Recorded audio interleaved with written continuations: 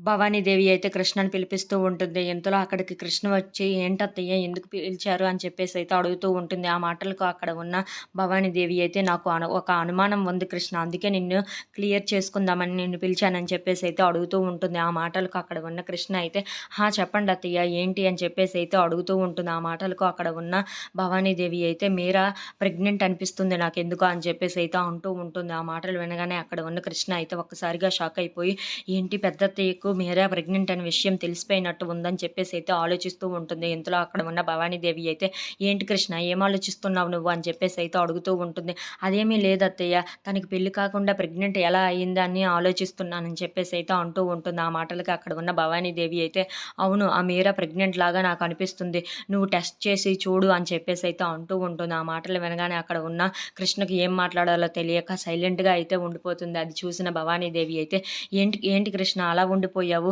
నువ్వు టెస్ట్ చేసి ఏదో ఒకటి కనుక్కొని నాకు ఏదో ఒకటి చెప్పు కృష్ణ అని చెప్పేసి అయితే అంటూ ఉంటుంది. ఆ మాటలకు అక్కడ ఉన్న కృష్ణ అయితే, "హా! సరే అత్తయ్య నేను చూసుకుంటాను కదా!" అని చెప్పేసి అయితే అంటూ ఉంటుంది. ఆ మాటలు విన్న భవానీదేవి అయితే, "ఇప్పుడు ఈ టెస్ట్ చేయడం చాలా ముఖ్యం కృష్ణ.